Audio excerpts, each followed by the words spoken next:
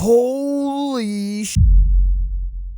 James Cameron is back, ladies and gentlemen, in a big way. He brought us back to Pandora with another $250 million movie that is a beautiful, intimate story of family, of compassion, of fathers and sons. Avatar: The Way of Water is here. You know, we heard about these sequels so long ago, and goddamn, we're finally here. And maybe it is true that the most dangerous thing about Pandora is you may grow to love her too much. Because I'm head over heels for this film. Cameron has managed to make the most universal and compassionate blockbuster of our time. After 13 years, we are finally back in this world, and it is just as, nay, even more incredible, every bit as vibrant and gorgeous as the last time we saw it. We are reuniting with Jake Sully and Neytiri, but a lot has changed. They've had years together now. They were able to start a family together and find a true piece of happiness together on Pandora.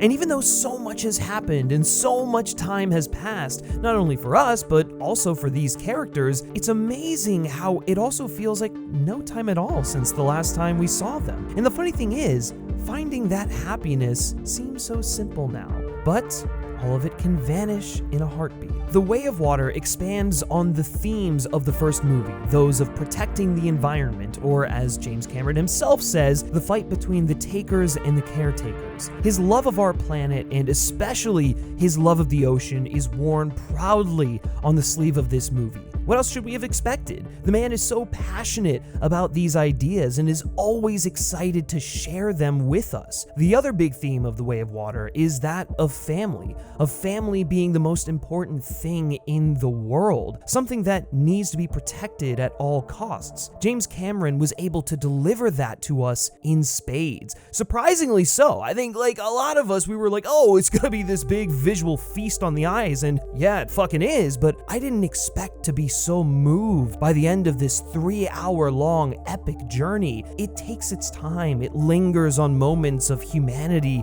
of just this world and the characters, and I never felt the length because I was just like, oh, I want to bask in this world forever. I could watch another 3 hours. Just let me chill here with the whales and everything. Oh my god, it's so good. Jake Sully, within the first minutes of this movie, becomes an instantly iconic movie dad. And just like Jake, you can protect something as important to you as his family is to him, your phone. All the armor you need is brought to you by the sponsor of today's video, Casetify. Casetify is the world's most popular tech accessory brand, known for their protective phone cases and global collaborations. That's right, they supply the Sully family with all the net communicator protection they could ever ask for. When you're out there in the jungles of Pandora fighting for what you love, you're gonna need extreme protection for your phone in case it suddenly finds itself not in Kansas anymore. Lucky for you, there's the bounce case. With the EcoShock Impact Absorption Tech, your phone will be able to survive 6 times the military standard of protection, being able to withstand a drop from up to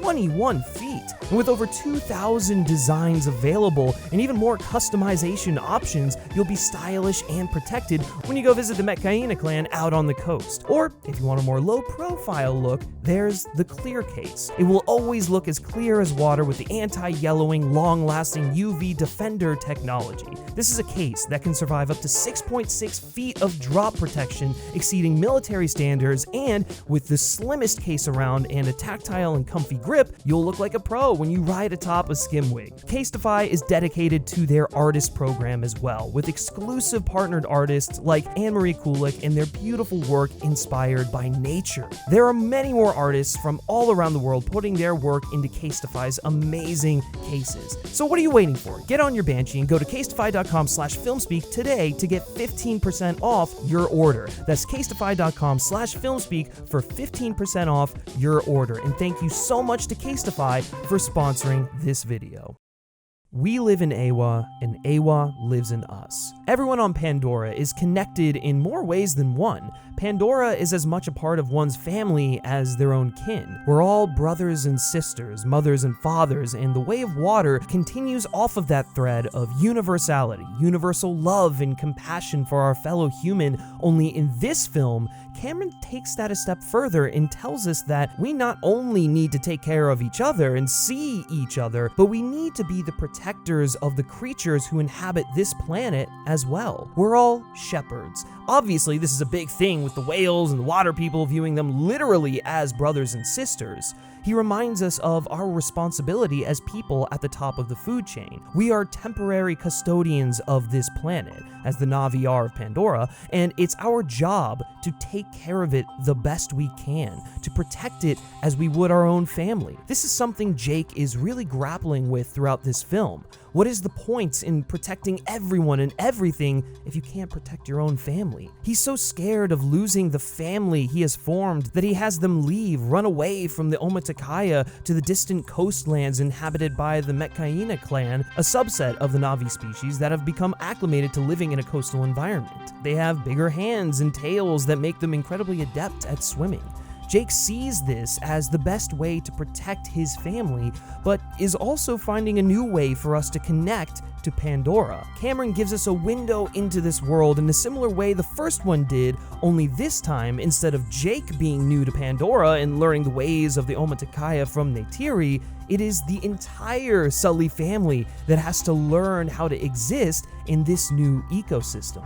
And right from the jump, Neytiri is not fully on board with this. After her father died in the first movie, he gave his bow to Neytiri, telling her to protect her people, always to stand and defend her people. Running is the exact opposite of that. What Jake wants them to do is the opposite of her family's traditions and everything her life is based on. She still wants to follow the ways of the Omaticaya and raise her kids accordingly, but remaining in the clan in the area she's lived her entire life isn't necessarily what's best for the safety of her family, with Quaritch hunting them down. Yeah, you heard me right. Quaritch is back. He's meaner, he's bluer. We learn early in this film that, for lack of a better term, a clone of all of his thoughts and memories had been implanted in a new Na'vi body, an avatar, in case of his death. Marines can't be defeated. You can kill us, but we'll just regroup in hell, Quaritch says. He's become this harbinger of death. Even when he sees the remains of his human self, he doesn't take a moment to mourn it. He's resentful, almost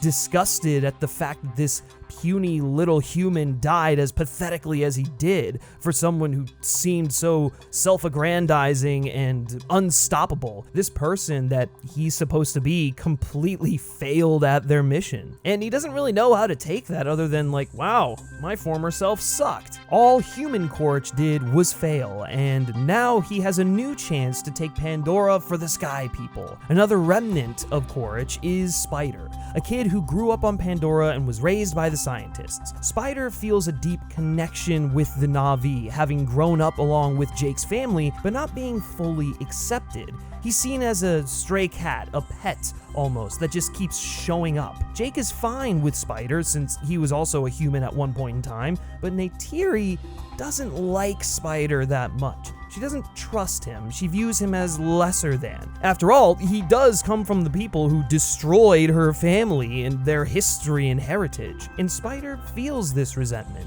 He doesn't feel accepted, so to try and earn some sort of respect, he paints himself blue, and it works to a degree, showing his allegiance to the Na'vi, but when it matters most, his life isn't considered as equal to the Na'vi. Early in the film, the Sully kids and Spider are captured by Quaritch. The Sully kids make it away thanks to Neytiri, but during their escape, Spider is separated from the group. Neytiri has a chance to go back and save him, but because of who he is, she doesn't view him as another family member worthy of being saved and abandons him, letting him fall into the hands of Quaritch and his crew. And it's here where the film really starts to explore the relationships between fathers and sons. There's a direct comparison between Quaritch and Jake. They're both fathers who don't know exactly how to bond with their children. They see protecting their family as more of a marine exercise, something that needs to be very disciplined in order to keep them safe. Although Quaritch is kind of in an interesting position because he's not really Quaritch. He's a copy of Quaritch's mind in a Na'vi person. He feels everything Quaritch feels, has his memories, personality traits, but still doesn't feel at home. He's sort of struggling with being the very thing he hates and caring for a son in Spider who he doesn't know, doesn't have an attachment to, and yet is compelled to protect him, to care for him because it's Quaritch's son. I love the internal struggle, and I don't think we've reached the fullest extent of that. We've just started to scratch the surface of Quaritch's existentialism. Quaritch 2.0 has no reason to hate Jake and his family, but he does anyways because it's what he's been told, it's what he's been taught since birth. And so he makes it his mission to act as though the original Quaritch would, even though it's this new person's body, life, and choices. It's that idea that no one is born hating another person just because of who they are. That is something that's taught. Again, it just makes Quaritch the most fascinating character in these movies. I mean, goddamn, Stephen Lang already knocked it out of the park in the first one, but this brings him to another level, and I am itching to find out what happens to him next. I want to see this evolution of an incredible character, because the fact of the matter is, Quaritch 2.0 doesn't have to continue the cycle. He can break it, and I think over the course of the 4 sequels, he'll wake up to that realization. Quaritch appealing to his bond with Spider at first to get what he wants, and then you kind of get the idea that it gives him purpose. It makes him seem alive. He's being introduced to the beauty of Pandora and the way of the Na'vi, and he really takes to it. It also fills the father void for Spider, as he feels like he has the dad he never had, and he gradually feels welcomed by Quaritch. Quaritch is constantly told, that's not your son. And yet, he still has these deep feelings of compassion for the kid, wants him to show them how to become Na'vi, a new way of life. This idea of what is family and what is important and how can you balance all of these things that make up who you are? Is it the people who raised you, your community, your own self-made unit, parents, kids? Jake and Neytiri have to learn to detach themselves from the tether of their community as well. They have to learn to go out and be their own unit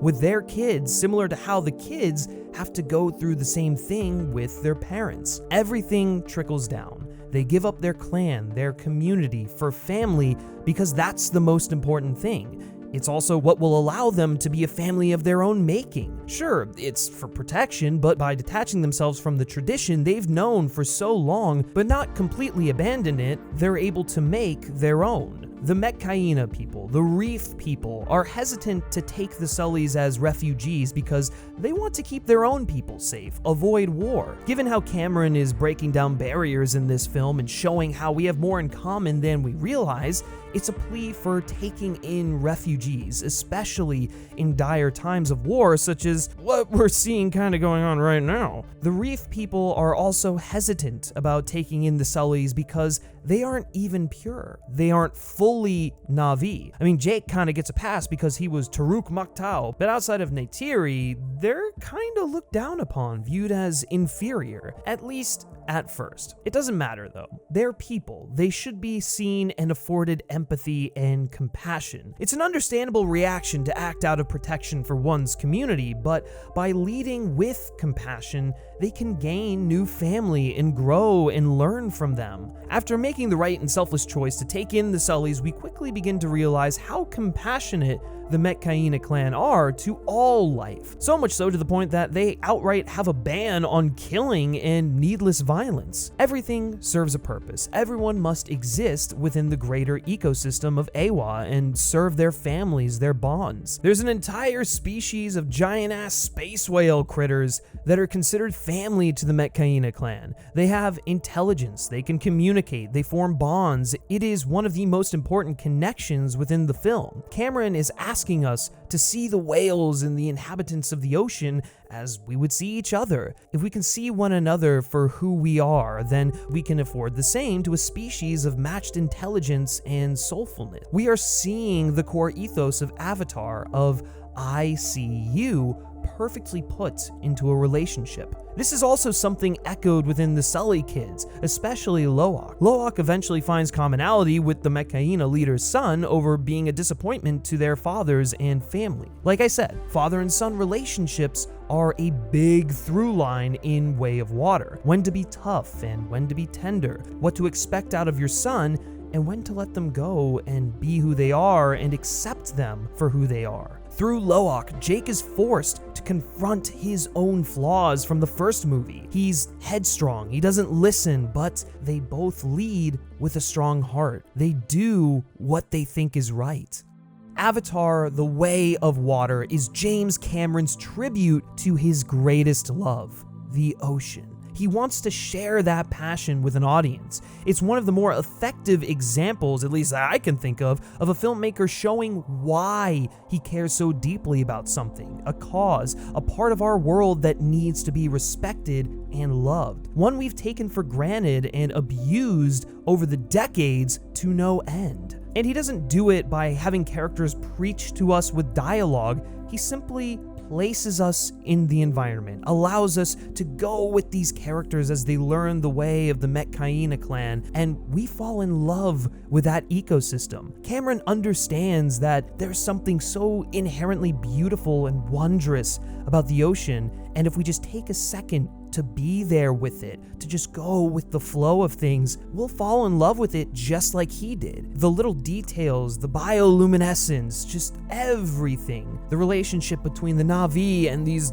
dolphins or these like flying winged things. It's all fucking great, dude. I love it. I just want to see these people and go along for the ride. It's an experience in the truest form, and that is how he's able to impart his passion for something onto an audience. The Way of Water has no beginning and end. The sea is home before birth and after death. The sea gives and the sea takes. Water connects all things, life to death, darkness to light. Life is encompassed with these ideas, not just on Pandora, but on Earth as well. We are getting a beautiful window into our own existence that, in and of itself, is a cycle of parents and children, and how, although we are inherently connected, we still grow and become our own. This idea is seen perfectly through the Sully kids. Like most children, they want so desperately to have their parents' approval and to have them be an instrumental part in their life. They want to be like them until they realize they don't really. They want to be themselves. They have to find themselves, detach from the tether, and go off on their own to discover their own independence. When they're young, kids think their parents want them to be just like them, but in actuality, what they really want is for their parents to see them for who they are. And it takes some time, but the parents need to understand and come around on that too. They need to stop treating their children like helpless infants and let them go. In return, they may learn more about themselves in the process and about the world in general, because the fact of the matter is, our parents don't know everything. They only know what they've experienced and lived through. It's up to our children to help us progress, to teach us what we failed to see.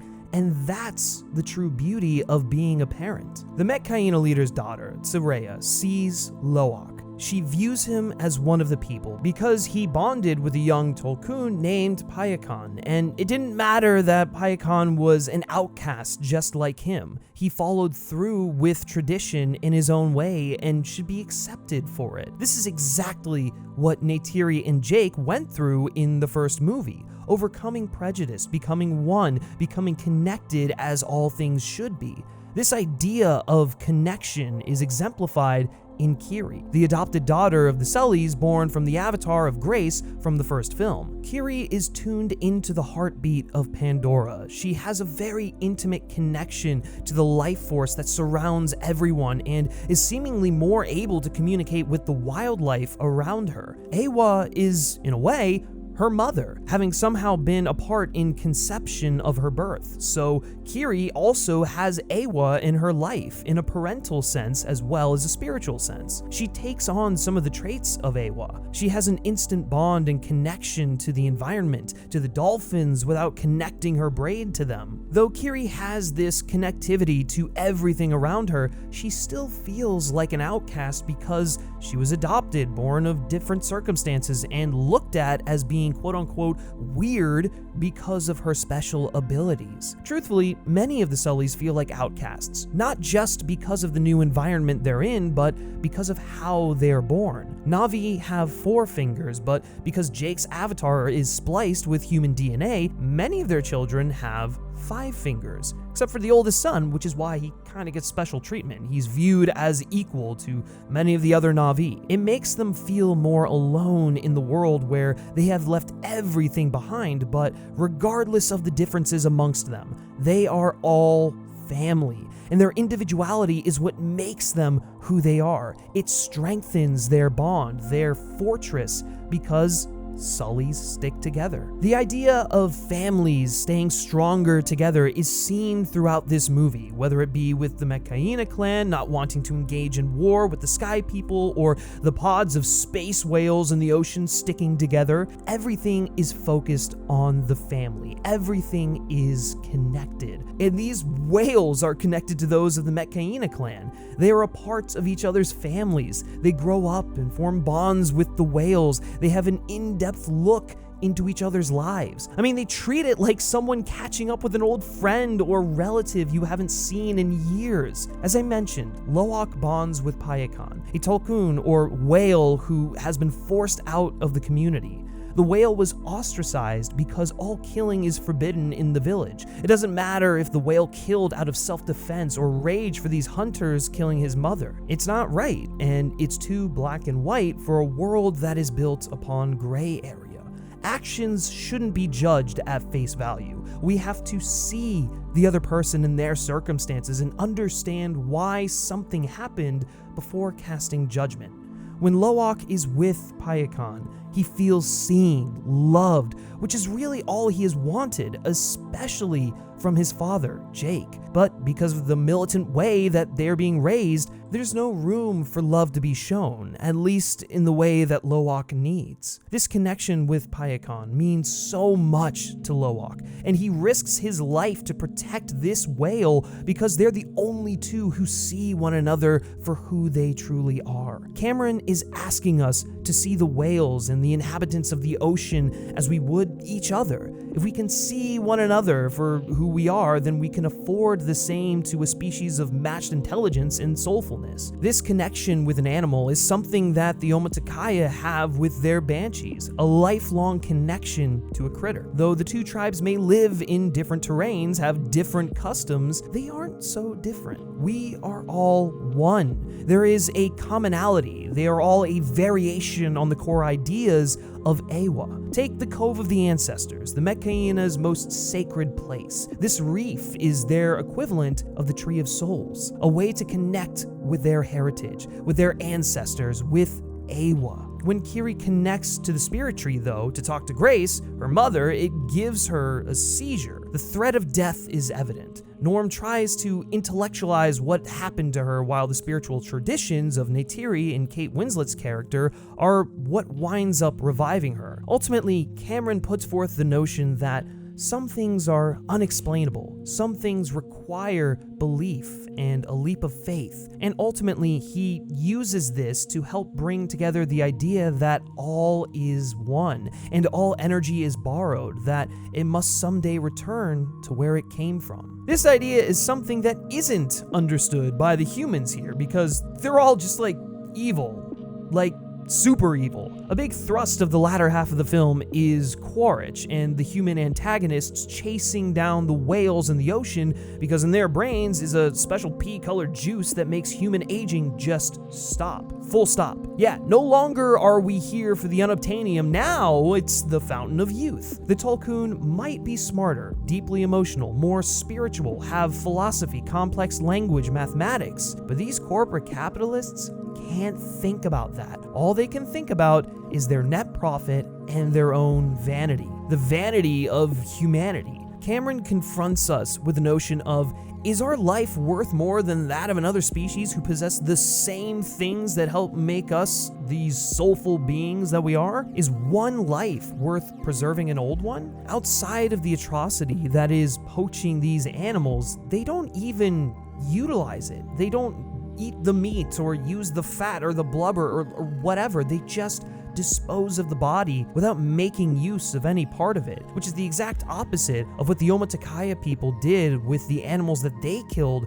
in the first film. It was a big emotional thing for them. Killing isn't just waiting, no. And they harvest the entirety of that animal. And in this instance, the whales don't fight back because they don't want to. They're not a violent species. They just want to do their own thing and live. The hunters are just punching down on a peaceful species because they have something valuable they want. It's horrible, it's pointless killing, and because Cameron took the time to show us these whales and their beauty and humanize them, we connect with them. We feel their pain, the hurt.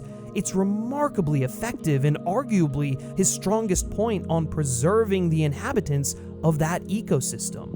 Again, we are their custodians. We need to care for them, not destroy. They are robbing a creature not only of its life, but also of its place in the greater cycle on Pandora. These crimes don't just interrupt the natural cycle of things, but also mess with the internal cycle of life. The idea of nothing's lost, everything is borrowed, and will be given back one day, but the ones we love are always with us, and that is what gives us strength. Loss gives us strength to further protect the ones we have. This idea is kinda examined on multiple levels, right? Through Awa and the ecosystem of Pandora, the Tulkun, the Metkayina, Jake and his family, specifically the son he loses, Quaritch dealing with the ghost of his original self, his son, the idea that we can't really protect our children from the sins of our past, but we can work better to make sure those sins never happen again. Our children can work to make sure they never have to have children that suffer from the same sins. Loss reminds us of how delicate life is,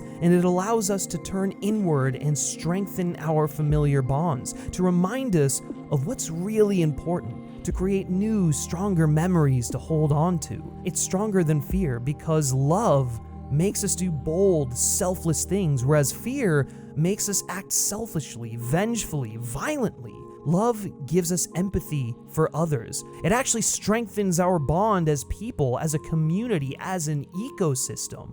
We are all one. We all go through the same highs and lows, albeit differently, but the broad strokes are the same, and that's kind of beautiful. To know you aren't alone, to not fear death because as one life ends, another begins. It's this beautiful circle of life. All of this leads us into the final battle of the movie, a way of protecting the Tulkun and the Metkayina. Once Quaritch figured out that Sully and his family were hiding in these islands, he started devastating their communities, burning them to the ground, threatening their people with death, but they hold strong in the face of intimidation. They don't let fear dictate their actions. The Sullys are part of their clan and they will protect them just like they have everyone else. Their family is their fortress. Jake at first pleads for no war, no violence, that they can just go run away, that it's about saving their lives, warning the whales, not revenge, saving their families. Violence begets more violence. That's not an option because sometimes you have to make a stand, not to kill what you hate, but to save what you love. Quaritch will never stop chasing the Sullys, and he will never stop destroying this beautiful moon until his mission is achieved. So the Na'vi have to fight back, not for revenge, not to kill,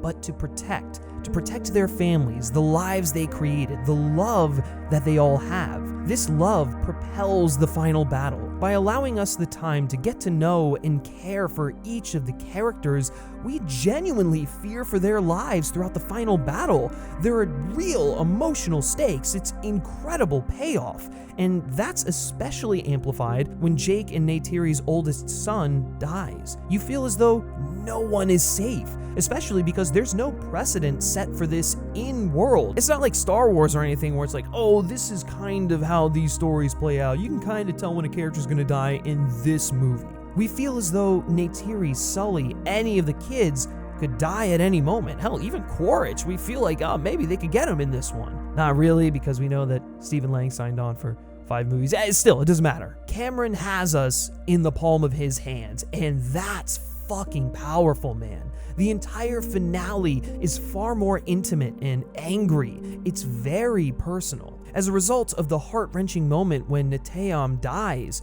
Jake takes this as a failing as a father. You couldn't keep your family safe, Quaritch says. His frustration with himself, with his failings, translates into how he treats Loak, sees him as another failing, and partially blames him for the death of Neteyam. Jake needs to learn that while yes, he is the family protector, he's the father, not everything falls on him. Kids have their own minds and will take actions of their own, make their own choices, lead their own lives.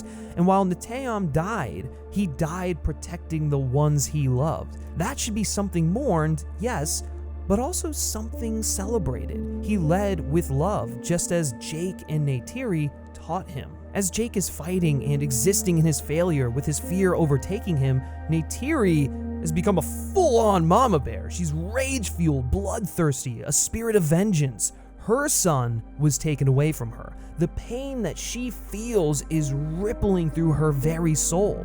She's willing to do anything to get back at the people who did this, so she goes after Spider. It doesn't matter that Spider was once a big part of their family. She didn't view him as equal, as one of their own, and so she uses him as leverage, as a way to get back at Quaritch by holding a knife to the throat of his son, the person he loves.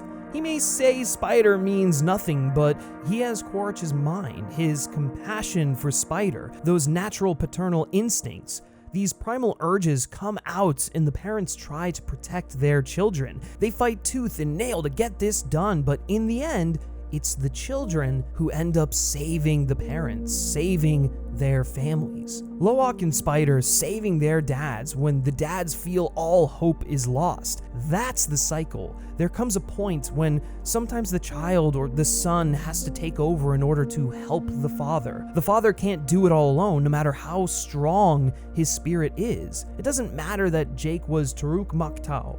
He's Loak's father, and that's how Loak sees him. He strips away the legend, the pomp and circumstance to see the person underneath. Yes, it casts a large shadow, expectations that he feels he has to live up to, but when you boil it down, it's just a father learning to accept his son for who he is, and a son teaching his father to be a better person. Jake learns the way of water from Loak, and Kiri is able to save Neytiri using her greater connection to Awa. Everyone is able to come together through their pain and look out for one another, protect one another. The most powerful line in this film is delivered here where Jake says, "I see you, son," because that is truly all Loak has ever wanted. Sullies stick together. It's our greatest weakness and our greatest strength. Though the compassion people have for their family can be seen as something to be exploited, something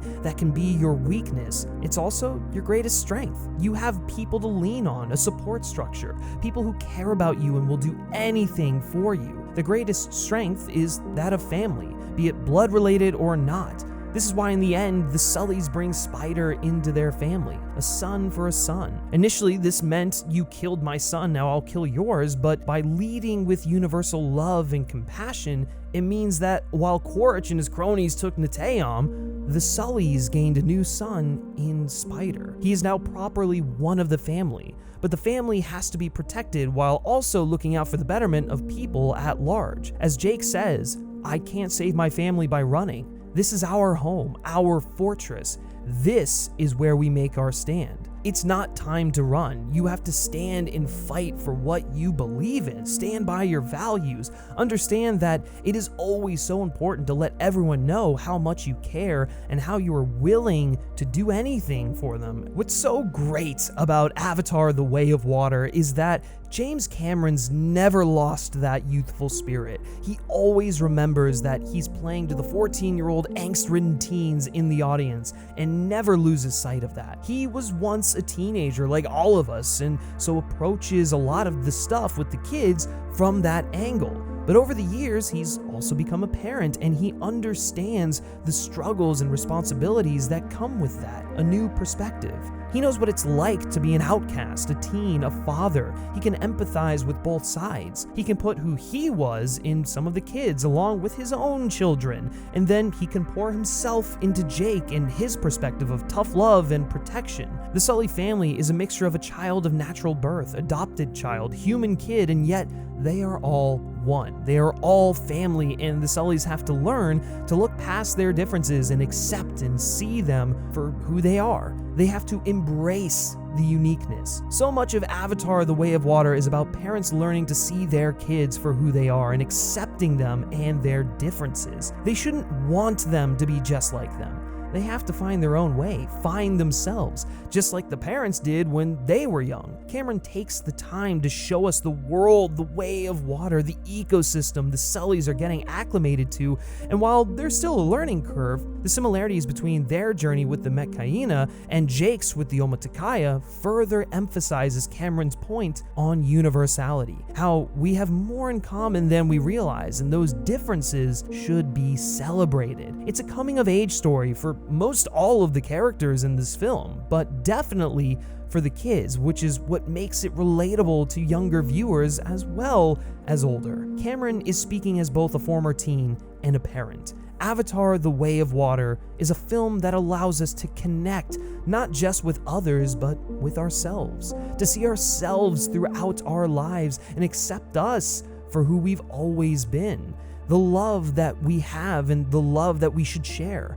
The Way of Water connects us all, and that is why we always have to fight for what we love. So while, yes, Avatar 2 is a jaw-droppingly stunning, visceral, and immersive viewing experience, all-encompassing sensory overload to the point where when you take those 3D glasses off and leave the theater, you definitely feel as though you are not in Kansas anymore, it's also a beautiful, sincere, and personal story all of us can relate to, in true James Cameron fashion. It's a sequel that takes what we loved about the first film and gives us that, but instead of going bigger, better, more explosive, it dives deeper, more intimate, and character-focused. And as a result, Cameron winds up making an Avatar sequel that's even better and thrilling than the original. Simply put, James Cameron is the king of blockbusters. Bring on the next 4 films!